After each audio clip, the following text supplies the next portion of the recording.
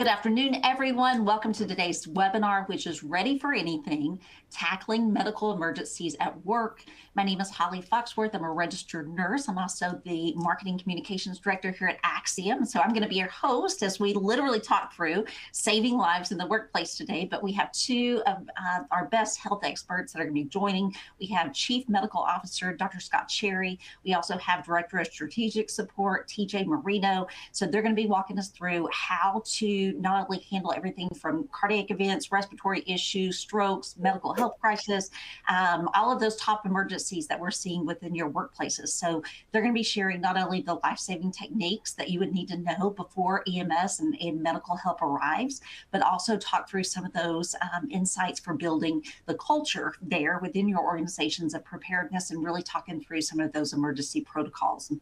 So before we dive in, let's go ahead and kind of give you a virtual tour of what you're looking at there on your screens and where you'd want to make for sure that you know how to locate later, especially if you like free gifts. Right there on the right-hand side of your screen, you should see a blue box that says RSVP on there with a button below it. And so that is going to be for the Data-Driven Insights Safety webinar that's going to be going on this next month. So that's going to be October the 17th, and that will be at 1 p.m. Central. In that, we're going to be sharing some cumulative Axiom data that we collect on all of the injuries that come into us. And so we'll be able to kind of give you some insight into what's going on with your employees and also their health. So that may include everything from, what they're reporting on how they're sleeping to whether they're using their PPE, whether they're not using it, how they're using it. It will even include some behavioral health data. So we'll take all that information, get that to you. And we always say kind of keep in mind that some of the assumptions that you have sometimes of what's going on with your employees may differ significantly from what they honestly tell our nurses, and they kind of spill to them whenever they get on the phone. So don't be surprised if some of the information that you expect is a little bit different than what we give you there in the event. But that'll help you as we're going into the fourth quarter, and you have some of your executive team that's wanting to know how it is that you can make changes, what you can do differently, how you can improve as you're going into this next year. And so that's the type of data that you're going to want to be able to share with them to say, hey, we can rely on this. This is what we need to make some of those necessary changes, especially as we're looking at improving things within our workplace there. So you definitely don't want to miss that. Again, the only thing that you need to do to get registered for that is just click on the button, and that you don't have to enter any additional information there. So we would love to have you this next month. As always, these events are recorded. We usually make the on-demand version available to you within the first 24 hours. And then also you'll notice that at the bottom of your screen there's also a copy of today's slide deck. So you're welcome to utilize that. You can share it with your coworkers, anything that you want to do with that. It's more than fine with us. We don't gatekeep this, whatever works for you. We love for you to share that and help others as well. Two final things, there are several ways that you can interact with us. Obviously, you can use the emojis if there's something that really stands out to you. But the other way is the Q&A chat box that you'll see right down there at the bottom. And that's right beside where those webinar slides are. So that is the first place that I go when I go to give free gifts after these events. So that is what I'm looking at when I'm looking for great questions that are submitted there, some of your personal stories, tips and tricks, anything that you want to put in there. That is one of the first places that we go when we look to recognize people that have really participated in some of these events. So I encourage you to utilize that. And then lastly, next week is going to be the National Safety Council at Orlando, Florida, and we are going to be there. We'll be at booth 1046. So if you guys are going, we hope that you'll stop by the booth, you'll meet us in person, maybe take a picture with us, get some great gifts. And if you are not planning to attend but would like to, you can just drop your name there in the chat box, and we are more than happy to send you some free passes. We still have some free expo passes for all 3 days. And so if you would like to go and don't already have arrangements there, drop your name there. We're more than happy to get one over to you today. All right, well, let's go ahead and meet our presenters. We'll start with you, Dr. Cherry, and then we will move on to TJ next. Dr. Cherry. Sure. Well, good afternoon, and thank you, Holly. My name is Scott Cherry. I'm Axiom Medical's Chief Medical Officer. I'm board certified in preventive medicine, public health, and occupational environmental medicine. And I've been supporting really corporate, military, and industrial operations for the past 15 years, and it's a pleasure to be with you today. Awesome. Thank you, Dr. Cherry. And how about you, TJ?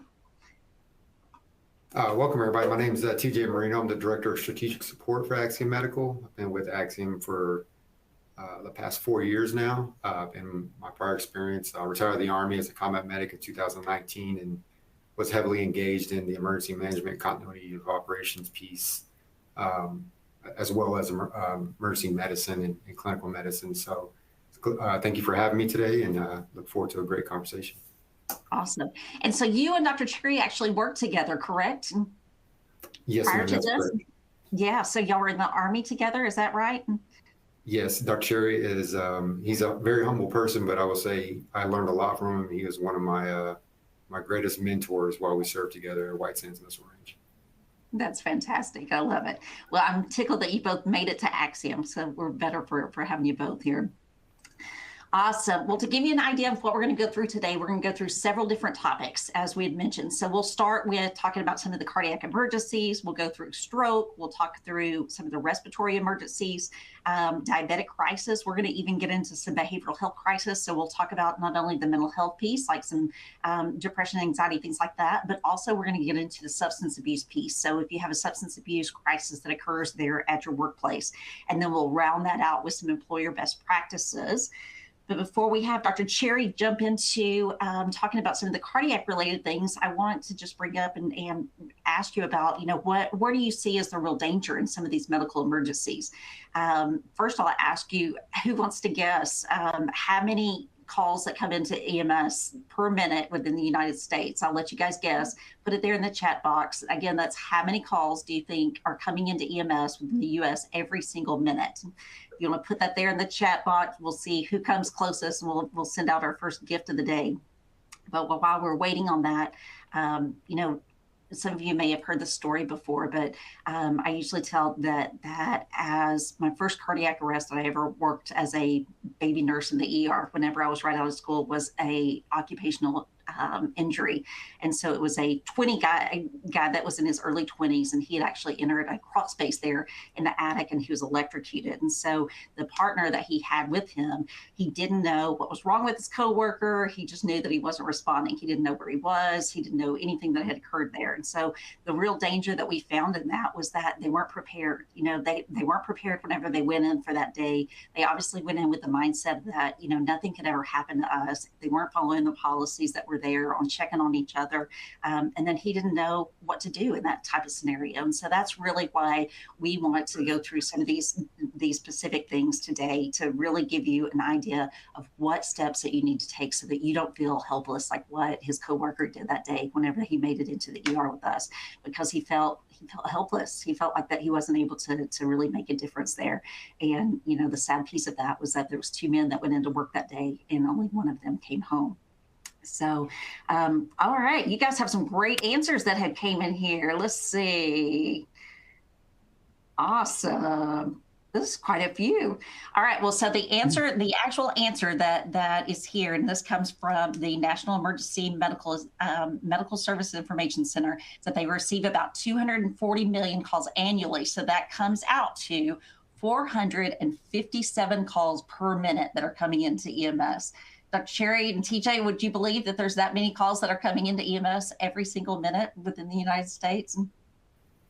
No, that's really an impressive number, and really shows the burden and load that this, our emergency response system takes on. And obviously that's dispersed across largely densely populated cities, but also very sparsely resourced rural areas, which may have a delayed response time for EMS, Absolutely. And all the more reason why knowing what to do in these types of scenarios, why we're discussing this today on what steps it is that you can take, while you're waiting on some of those things to happen. I think we'll go through some stories as well of situations that we've had, cases that we've had that have came into us where, even though you may call EMS, it's not always a situation where you can get someone off immediately. We have some people that are even on rigs and remote locations where there's really a significant delay time. So, being able to be prepared and knowing what to do in those situations really make a difference in what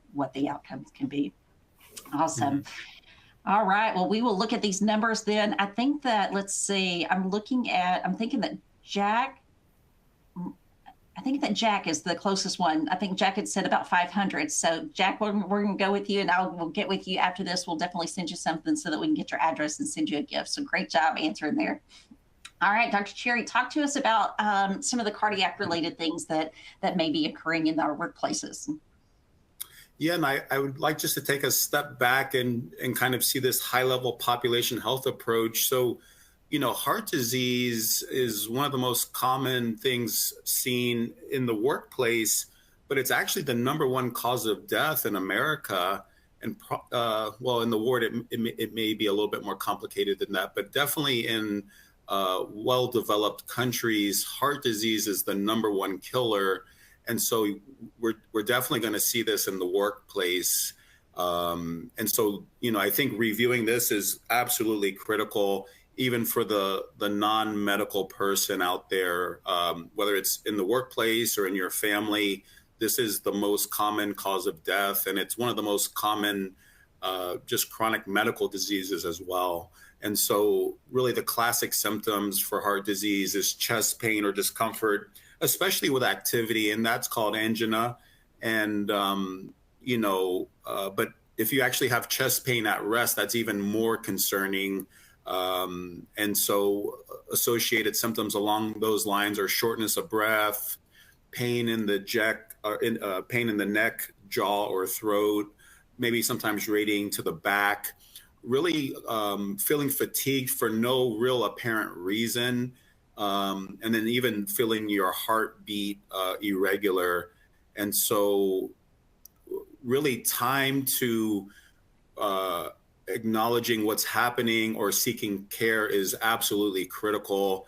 In emergency response, really it's time to defibrillation or to an automatic external defibrillator, which TJ will discuss in a little bit, but really time is of the essence with heart disease, especially when there's chest pain and maybe acute coronary syndrome, or essentially a heart attack, quote unquote. And so really, you want to focus on calling 911 absolutely immediate before you do anything else. Try to remain calm yourself. Try to have the person be calm as well. And then be prepared to do, CPR if the person becomes unresponsive. Yeah. Dr. Cherry, before TJ starts, I was going to mention that Rod Smith had mentioned here that he had a heart attack at work and he was saved by his boss. And then he said that he had recently had an aortic valve replacement, but that he feels fantastic now. Can you just imagine having a heart attack there at work? I'm sure that's the last thing that you thought was going to happen to you that day whenever you left for work that day, was to have a heart attack there. But I'm so glad to hear that your boss was able to save your life that day. TJ, talk to us about some of the how it is that you can build a culture of preparedness and some of the emergency protocols that would be appropriate for that. Yeah, so I think building a culture of preparedness involves like two major things. One is education, the other one is lessons learned. So learning from past experience and things like that. Preparedness is like preventive medicine. You want to identify any issues that you may suspect may happen at work or even at home, and then just be ready for them, whether it's a hurricane or a medical emergency. I think one of the biggest things, though, too, that I like to hit on is education, and kind of going back to what you said about the number of calls that we receive every minute in the United States. That kind of led me to the American Heart Association's website. I was kind of looking at some data on there, and there's about 350,000 out of hospital cardiac emergencies that happen every year. And the big piece of having CPR and AED training is that if people are properly trained in CPR and utilizing an AED, and you have those at your workspace, you can double or triple the rates of survival amongst your population. So that's the big thing. Also in preparation is including that in any emergency response plans you have, or onboarding training, any annual training, utilizing your LMS systems, going in and working with local fire departments. Sometimes they'll come out and do hands-on training for you free of charge. You can go through American Red Cross or AHA and find some local folks that'll provide that training for you as well. The cost varies on that, but it's important to have folks that understand CPR and understand the protocols involved with it to increase chances of survival, increase your survivability rates if you do run into that. I think one of the biggest things that I see when I walk around and I go into different places, I'm always looking out, like it's just part of me being a former medic and stuff, and dealing with this stuff is looking at access to things. A lot of us share spaces in workplaces and stuff. So you may not have an AED in your work site or your workspace, but knowing where those AEDs are within your building or your facility is important, and making sure that they're easily accessible. The other thing too is if you do happen to have an emergency that arises, is make sure you have identified team members that can respond to that appropriately. Going back to what Dr. Cherry said about communication, the most important piece is activating your emergency response systems, calling 911, getting folks in, and then making sure you're able to control crowds and egress and ingress points for first responders to arrive, and for your CPR administrators to be able to do what they need to do for that high quality CPR, the compressions and the breathing. So those are some good tools that or when you look at what you want to incorporate into your emergency response plans, those are some of my recommendations. Absolutely. One of the cases that we had recently had involved, I talked to you guys about some of the offshore stuff, but we had an offshore case that had came in that some of the operations people had shared with us this week, that they'd actually had someone, they didn't present as a traditional, what you would consider to be a cardiac case. They actually thought that they may have been having a heat-related incident whenever they called, but they had said that the employee was climbing some stairs, they had some discomfort in their chest, but they didn't have any other symptoms that were associated with that. They did have like a history of having high blood pressure, but they ended up, contacting us, and we went through it. We had made the recommendation that they, obviously needed to be taken in. This gentleman in particular, there was going to be a 3-hour wait because a helicopter was going to be required, and that was how long it was going to take to get them there. Obviously, we gave them, recommended they take some aspirin and things like that. But that gentleman, he ended up having to go in, and whenever he went in, they ended up putting in 2 stents. So it was very fortunate that somebody there recognized what was going on with him, that they didn't just assume that was a heat-related case, that they actually called it in and took the necessary steps to get him some treatment there. Dr. Cherry, we had some other questions that have came in as well. And so one of them was, that I thought was great, was, does the Good Samaritan law protect you in most cases if you don't go beyond your knowledge? Do you want to speak to that? Right. So I think, there is a concern about liability or litigiousness in America, and so there is this Good Samaritan rule where people who are trained in CPR can offer assistance to strangers in need or coworkers, and feel protected that if they do perhaps crack ribs or have some kind of other kind of normal manifestations of high quality CPR, that they're not going to be considered liable for that type of thing. So that is an interest. I haven't thought about the Good Samaritan Act in a while. Yeah. We also had some other comments that came in. Rod, I loved what you said about, he said, I let everyone know that I carried nitro. That's a really good point, that if you have a medical condition, that letting the people know that you work with, that makes a big difference in, what the outcome can be there. Anything that either one of you wanted to add there about personal medical conditions and kind of disclosing that or sharing that, what the impact can be there? Yeah, I would just say, based on privacy, it's a tricky topic, but what I would say is, for those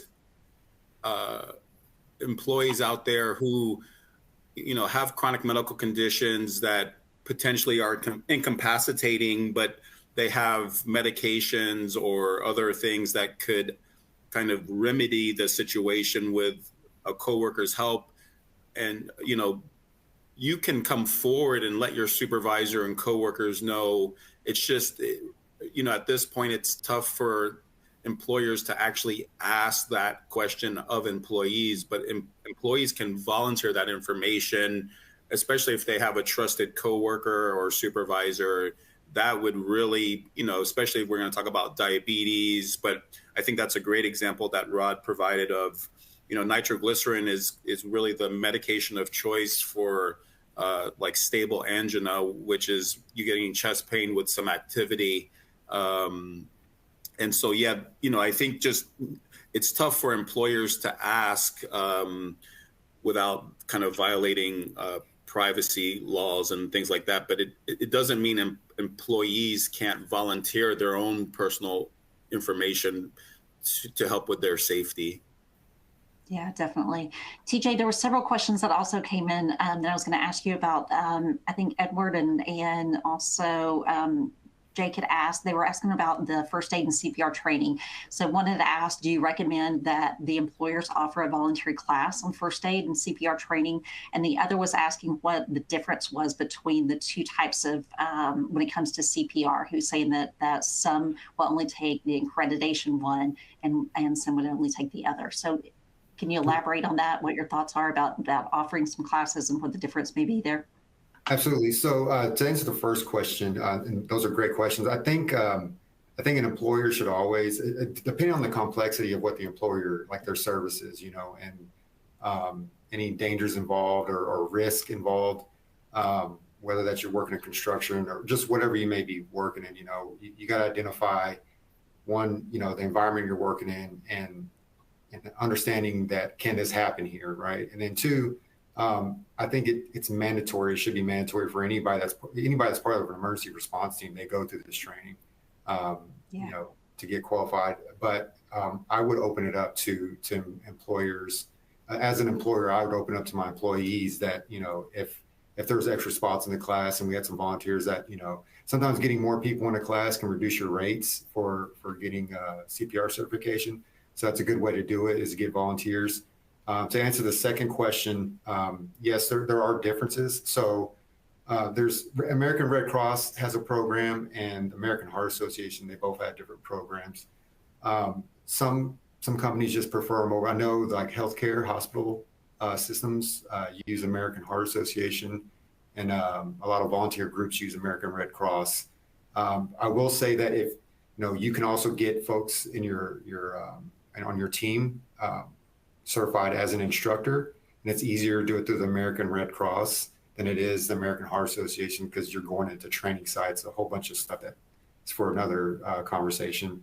But once you're able to identify and get those folks trained, going even deeper into that, you have your CPR first aid training, but then you also have what's called hands-on training or hands only. I forget how they name it nowadays, but there are some differences in that. The CPR first aid training is a little bit more in depth when it comes to chest compressions and high quality breathing, using BVMs, back valve masks, things like that, CPR masks.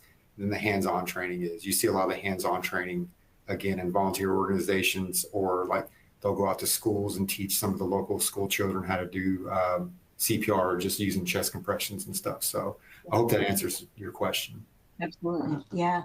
Alvina, I appreciate what you had shared. She had mentioned that she's with a waste company and that they had a situation like this just 2 days ago. She said, I work for a waste company, and 2 days ago we had an employee that had collapsed and hit his head on the sidewalk. My team panicked and helped the employee sit up, even though he was unconscious. So I assume that you're speaking to, the importance of making sure that everyone's trained and recognizing some of these symptoms. So I appreciate you sharing that. One last question before we move on to talking about strokes. Dr. Cherry, there was a question about, were there any other additional medications outside of aspirin that can be given when someone is experiencing symptoms of a heart attack? Yeah, so I think it depends if it's known heart disease or if it's new onset. So with new onset, aspirin can be given. You would probably need to look into this more formally. Sometimes, depending on if it may be a stroke or things like that, you may not want to give aspirin. So you do want to seek, professional assistance through calling 911, and they may be able to assist with whether or not you could give aspirin or if that would prevent another treatment for stroke, which is we're going to cover shortly. But if it's someone with known heart disease, known angina, or chest pain on exertion, those people, almost should disclose if they feel comfortable that they do have that type of medication with them. And but really, those would be the two out there of choice. But you do want to have some professional guidance before you do kind of give kind of a new onset chest pain, any kind of medication. Absolutely. All right, let's talk about strokes then. Dr. Cherry, talk us through some of the symptoms that may be associated with this, and then we'll kind of get into some of the response techniques, et cetera. Mm-hmm. And so again, just like with heart disease was the #1 cause of death in the United States. Stroke is within the top 5 causes of death. And so both heart disease and stroke are diseases of the arteries in the body. Obviously heart disease is, focusing around the coronary or the cardiac arteries, where stroke is dealing with the arteries that feed the brain. And there's really 2 types of stroke out there. There's aneurysms, where an artery is rupturing, but there's also clotting of arteries as well. So you have really 2 types of strokes. But I just say that just for knowledge, but it shouldn't really change how, in this setting, in an occupational setting, what to do. And so really the symptoms are of neurologic. And so any type of sensation change or motor or muscle weakness of the face, arm, or leg, especially if it's kind of grouped on one side, that's kind of a classic sign. But people can actually have no motor symptoms and just have confusion, trouble speaking or understanding. And so any kind of changes in mental status or cognition, can be concerning for many things that we're going to talk about today: heart disease, but even maybe even substance use, or even a diabetic, an extreme diabetic attack necessarily. So some of these symptoms will be vague across all of the medical conditions. But getting back to stroke, again, difficulty seeing in one or both eyes, difficulties with balance, coordination, walking, dizziness. And this one is probably one of the more specific to stroke, is severe headache with no known cause. So, I think there's 2 types of people out there. There's people that get headaches regularly, and then there's people that never get headaches. And so this is just like a severe headache that, is out of the ordinary for the individual, especially for no known cause. So that really covers the signs and symptoms of stroke broadly. And then when we think about immediate response techniques, there's a nice acronym called FAST, F-A-S-T. So you have, with the F, it's face drooping, A is arm weakness, S is speech difficulty, and then T is basically time to call 911. And really, you want to just keep the person calm and waiting while emergency service arrive. You do want to try to annotate the when symptoms first started, because that does help stroke centers determine if there's the right window for some of the medications that can be given to clear out the clot and things like that. Yeah. TJ, talk to us about the preparedness piece and the emergency protocols aspect. So you had a great comment in there. I was looking at that came through from Marcellus. Yeah. And he Marcellus had mentioned, yeah, go ahead. I was gonna say, he kind of like took the thunder right there. I mean, better training definitely allowed us to recognize the second one more quickly and respond accordingly. And I think that's the biggest thing is incorporating, a lot of times we just focus on cardiac events that aren't neurologic in nature, and we sometimes forget about stroke, and recognizing those signs and symptoms to be able to react quickly, just like Dr. Cherry said, getting emergency responders on scene.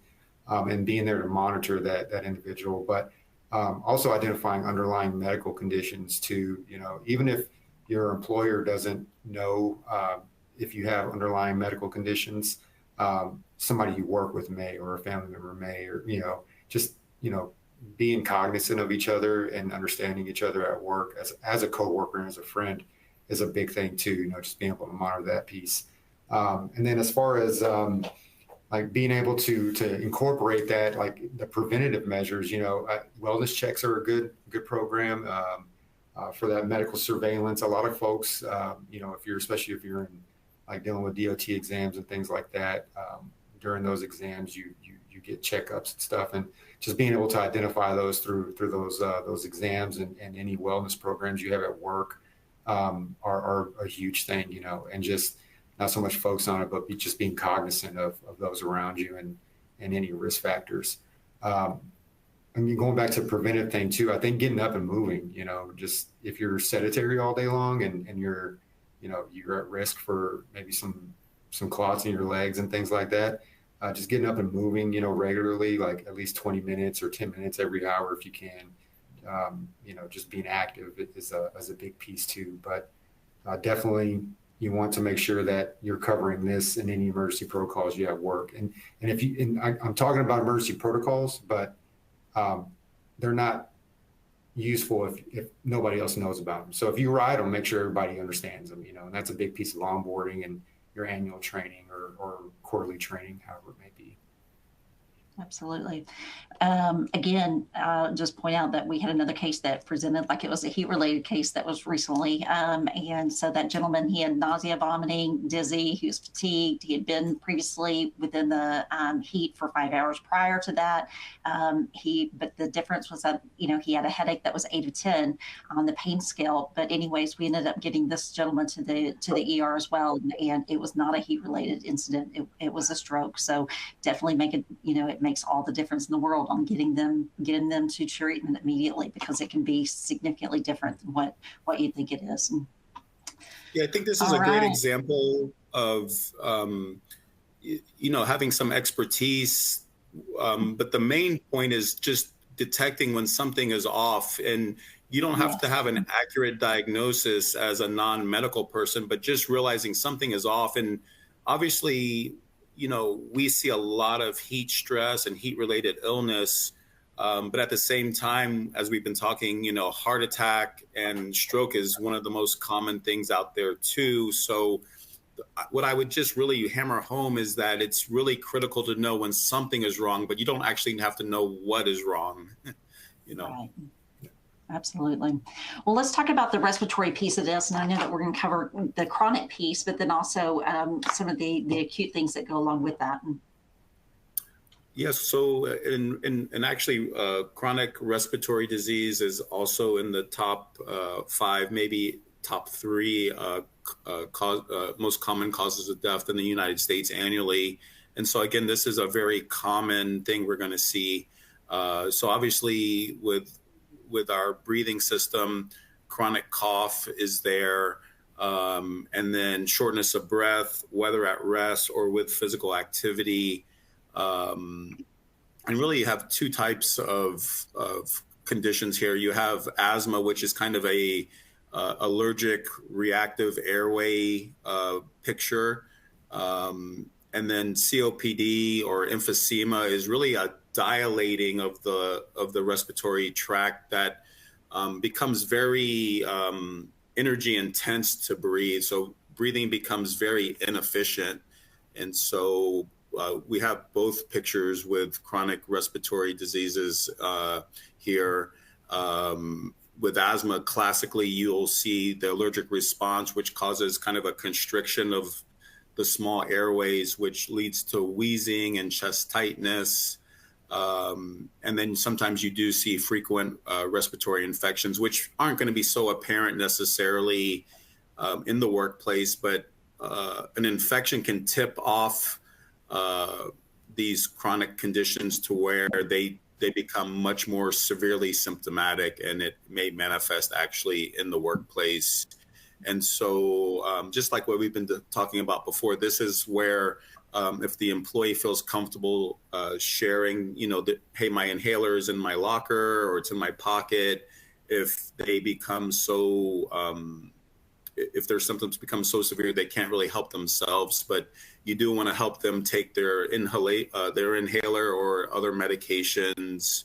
And then again, if the symptoms become quite severe or unresponsive, then definitely call 911. And I think a good rule of thumb for asthmatics, but probably all chronic respiratory diseases, if they can complete a sentence or not, if they have enough respiratory reserve to, and it sounds a little bit, if you've never thought about it, but like if you've ever worked out really hard, sometimes you're so short of breath, you can't complete a full sentence without pausing and breaking, taking a break. So yes, I would leave it at that and pass it on to TJ there. Yep. So those are some great points. And I would go just to, just putting my former Army medic hat on, identifying chronic respiratory disease is critical, but also being able to differentiate sometimes between something chronic and that may be acute. When we're talking about chronic respiratory disease, we have, again, medical surveillance programs and exams that we have for our employers, whether they're like working with silica or, mining, or if they're in a coal plant or wherever they may be, to be able to identify and prevent any chronic respiratory disease that may occur. But on the other spectrum, you have your acute ones, and sometimes they can present similar symptoms and sometimes they're totally different. For instance, anaphylaxis, bee stings, allergic reactions, things like that. The signs that you see from that are marked. There's a marked difference in the two, where one, anaphylaxis, you're seeing hives and skin rashes and, weak rapid pulse, and difficulty breathing is a huge one right there, and so do they have an EpiPen on hand, and a lot of folks that are allergic to things will have carry EpiPens with them. So being able to identify that through their medical tags, if they have them, or medical bracelets, or if they're alert and oriented, and, can tell you where it's at, then being able to retrieve that form. Part of the education is understanding how to administer that type of stuff as well. Along with your chronic piece, being able to reach out to your emergency response personnel. I think a lot of what we look at when we look at this stuff, a lot of what we get so excited that we forget that the person that's being affected has gone through this before sometimes. And so if they are alert and oriented, just being able to communicate with them and understand what they're saying. If they can't, then again, do the best you can to be able to provide some kind of relief for them. As far as like your emergency protocols, implementing different programs like your medical surveillance programs and monitoring, smoke-free workplaces, smoking cessation class. Some folks offer smoking cessation classes to their employees, and if you have something like that, then and it's something you've wanted to do for a while and quit smoking, then that's a great opportunity to take advantage of trying to quit, but also having a clear written plan included into your protocols as well. So, and that falls in line with your, any other plan you have for cardiac arrests or strokes or anything else. Absolutely. The other thing I'd bring up too, especially when we're talking about acute things, is don't forget about burns, because burns can really be a respiratory issue as well, especially if you have any kind of the flash burns. We had one recently that was flash burn to the face. So a pipeline had caught fire, and so there's some burns to bilateral, both arms that were there, face, etc. Those can always result in respiratory distress, especially if you're seeing some singed nose hairs, all of those types of things. So make sure that you don't forget that, especially when burns come up, because that can really result in some additional treatment that's needed there as well. Yeah. And you kind of reminded me too, I can't forget choking, that's part of CPR first aid. So that's one of the big leading causes of emergency room visits as well. Big sign of that is they're grabbing their throat, they can't breathe, they got something lodged in their airway. sometimes if you find them unconscious, CPR will teach you all that stuff, how to check their airway when you open it up and stuff. So it just kind of reiterates on how important it is to have training within your workplace and being able to provide those certifications to your employees. Absolutely. You never know when you're going to enter the break room and somebody's choking on something and you're in the spotlight there. And so you have to be able to help in that type of situation. Dr. Cherry, let's talk about diabetes. And normally most people wouldn't have this on their list whenever they talk about medical emergencies, right? Yeah, it doesn't make the top 5 common causes of death in the U.S., but a lot of people may not realize, but if you're diagnosed with diabetes, it's considered equivalent to having heart disease. So it does actually, I would lump it into heart disease. And so I always like to kind of give a quick, simple definition of diabetes too, because I think everyone's heard diabetes, maybe someone in the family, but sometimes it's not real clear what diabetes is. Sometimes people have heard it's like, oh, I have sugar or something like that. But really, diabetes is the inability for your body to control its blood sugar. So it's very high levels of blood sugar that can't be regulated. And so our bodies usually secrete insulin when we eat and our blood sugar raises beyond a certain level. And the insulin helps take the sugar out of the bloodstream and into our tissues to be utilized. And so really, when you hear diabetes, it's really just uncontrolled blood sugar. And so some of the most common signs and symptoms of diabetes is frequent urination. So when the blood sugar is very high, the kidney is going to actually try to deal with very high levels of sugar by kind of excreting it out. So there actually will be sugar in the urine. And before there was actually blood or urine test for diabetes, doctors, I forget how many decades or a century ago, where they noticed ants would be actually attracted to the urine of diabetics. So it's kind of interesting. So while you're frequently urinating, you're becoming dehydrated. So you actually have extreme thirst and extreme hunger, because although you have high blood sugar, you can't utilize that sugar metabolically because it's kind of trapped in your bloodstream. It's not being, put into the tissues like your muscles and into your brain. And so again, then you feel fatigued. Your vision uses quite a lot of energy, so you'll actually have blurred vision.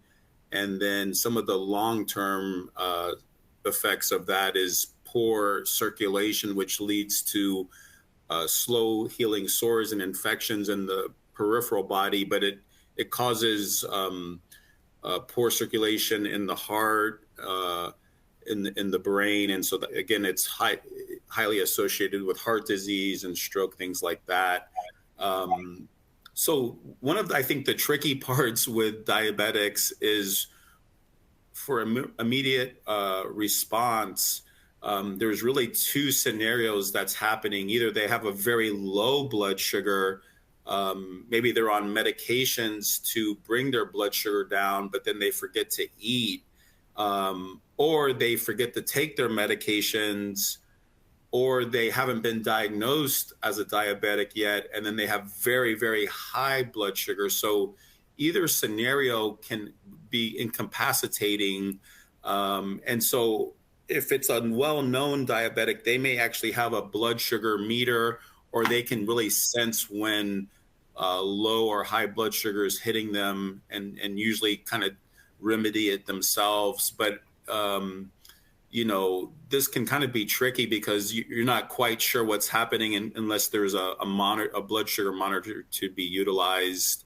But what I've seen in the hospital is when someone's very severely symptomatic, kind of in the middle of the night, usually they will give some kind of quick sugar source, just in case it's low blood sugar, that can be easily remedied with just kind of a sugar pill or some juice.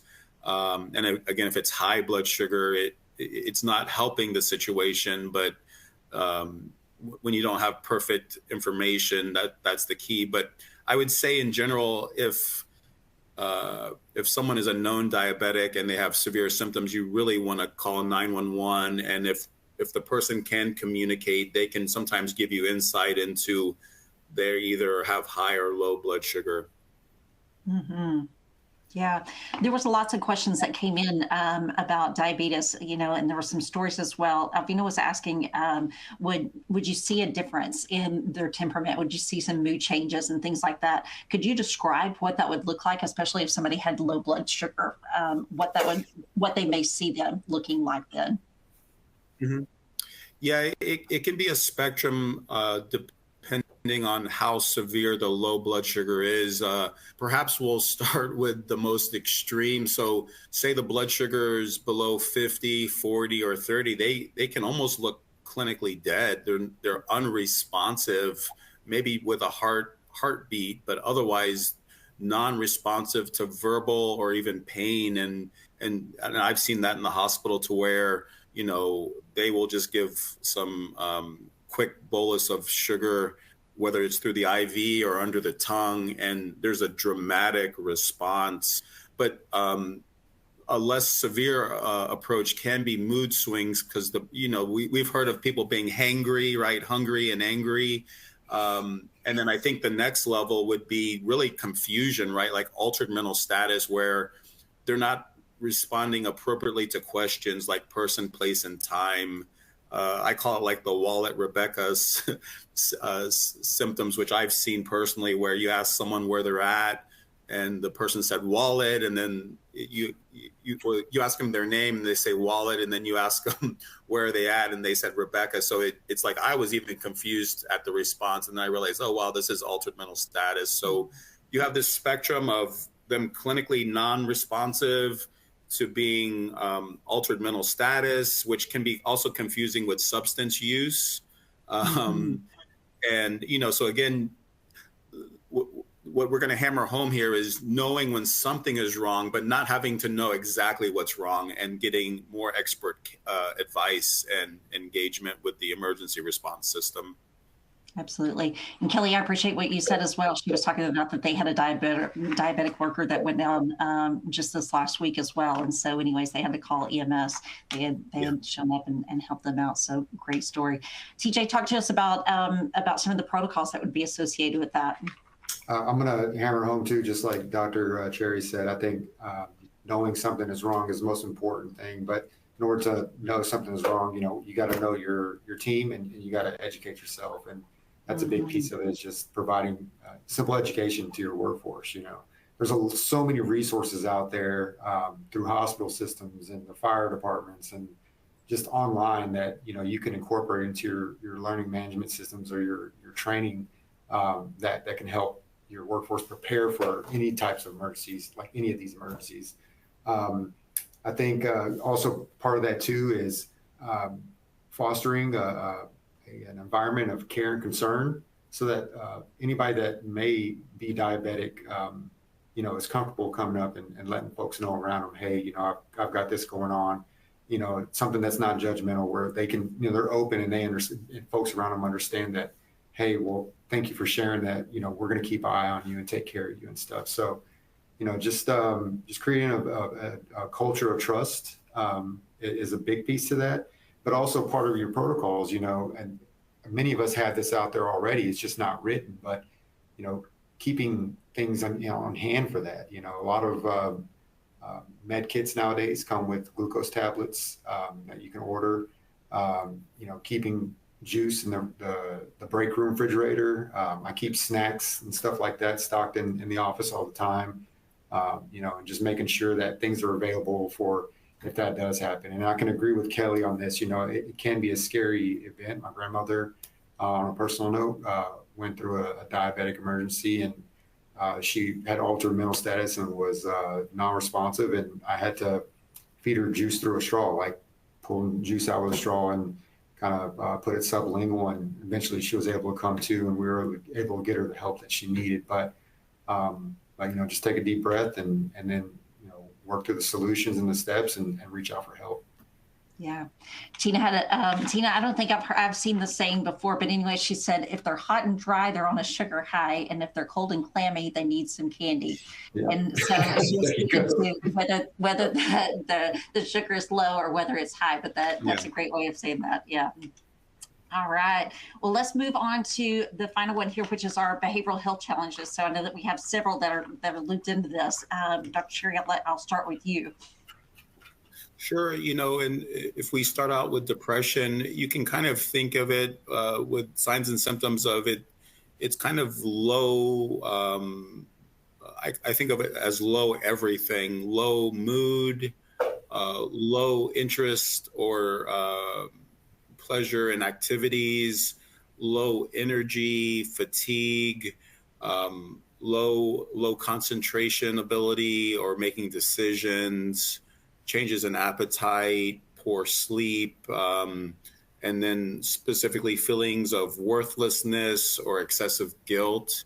And so with each of the behavioral health challenges, I'll kind of go to this acronym called ACE, ACE, where you ask how someone is doing, you listen to their response, and you care about their response. You're there as a friend with empathy and a good listener. And then if really they're having a significant challenge that's really affecting them, especially if they're having suicidal thoughts, you really don't want to leave them alone, and you want to help them get care. So escort, ask, care, escort. And so again, if someone's really having suicidal thoughts, if they're sharing that actively with you, that is really a kind of this reaching out for help. So really calling 911 or the National Suicide Prevention Lifeline is really appropriate. And I'll pass it on to TJ from there. Yeah, so I think as far as like, I couldn't say any better. The ACE acronym is a good way to approach it. This kind of hits close to me, just being in the military and experiencing, as everybody knows, we have a pretty high incidence of depression and post-traumatic stress disorder and suicide rates in the military. So it's something that, we were challenged with often, and to this day, we still are. And I think, again, it just goes, a lot of it is you got to drive it from the top down. There's got to be leader engagement. There's got to, you've got to incorporate a culture of trust and empathy for your employees. Provide them some outlets, whether that's through mindfulness training or maybe like a decompression room or like a quiet room or something, where if they're struggling at work, being able to give them a place where they can just quiet their mind down sometimes. But on the leader engagement level too, is like ensuring that your team has a healthy work-life balance. I think one of the things that I talk to my team about as a leader is like, if I send you an email, at 8 o'clock at night, I don't want to see a response back from you until the next day. If it's something important, then I'll call you. But then again, I look back and I say, I shouldn't be sending them an email at 8 o'clock at night. There's different things that, go into it. And it's just building that environment of trust, that's the big thing for me. But as far as like, incorporating things like this into your protocols, we're always going to face issues at work that challenge us when it comes to behavioral health. I think bottom line is we just got to do a better job of understanding each other and being able to communicate with each other, and being open-minded with each other. And I don't know any other company that I've worked for like that Axiom, has done that, for me. And so I say it, that's just a big thing on my piece. You just got to talk to each other, and understand each other. So. TJ, Rex was asking about how do you convince employees to feel safe enough to divulge their mental health struggles, even using the ACE method. So, maybe give us an example of something that you would do as a supervisor to make for sure that they would know that they are safe talking to you about that. I think it just that's a tough question because it depends on the relationship you have with that particular individual. I know my team we have open, candid communication all the time, and we talk about challenges that we face at work or personally. Again, one of the issues the obstacles that we face nowadays is a lot of us work remote, and so it's hard to be engaged with each other in that sense. But if somebody, it's all about the planting the seed. Like if you see somebody struggling with something, you want to be there to help, but at the same time, you don't want to like overburden them, or you don't want to, pressure them too much. And sometimes just tell them, hey, how are you doing? Checking in with them. Are you all right? If there's anything you need, you can reach out to me and we can chat, and if you feel like it's something that's an emergency, then just, stay focused on them, stay attentive and just keep an eye on them. It doesn't hurt to check in with them, as often and as early as possible. So, real quick, Debbie was mentioning that they had a situation. She'd said that it was the most scary that she'd ever had in her career is in HR, but basically that someone was threatening to kill themselves. And so, these situations are coming up more and more. Another situation that Dr. Sherry, I was going to ask if you could briefly touch on it just real quick. I know that we only have a few minutes left and we want to make sure that we give some best practices, but the issue of substance abuse in the workplace is coming up a lot. Is there some specific things that you would maybe mention that they need to keep an eye out for, or recommendations that you would give employers specific to the substance abuse and how that can be an emergency in the workplace? Certainly, so really it's a change from the norm. So if someone is kind of performing well and then all of a sudden their performance has changed or is impaired, or they're just not usually absent or late, and then now all of a sudden there's kind of a frequent absent or tardiness, changes in other behaviors, mood swings, irritability, neglecting their personal hygiene or even professional responsibilities. And sometimes there's overt physical symptoms such as tremors, slurred speech, bloodshot eyes, and then being socially withdrawn or kind of secretive behavior. So those are, it's like, if you've worked with someone for a while and you got a sense of how they are doing, and then there's a dramatic change, that can be a clue in on a substance use disorder. And so what you really want to think about is if they're visibly impaired at work, you want to make sure that they are try to keep them safe. So remove them from potentially hazardous waste, like if it's dangerous machinery or working at heights, things like that. Really help them connect with a substance use counselor or EAP. If they have severe impairment, then really that's the need to call 911 immediately. Good point. And then TJ, we have about 2 minutes. Talk to us about some of the emergency protocols and the preparedness piece that they may want to consider, especially as we've gone through some of these, the numerous medical emergencies there. Sure. So, we kind of hit on it quite a few times on slides. I think the biggest piece, one is having a plan and being prepared for the knowns.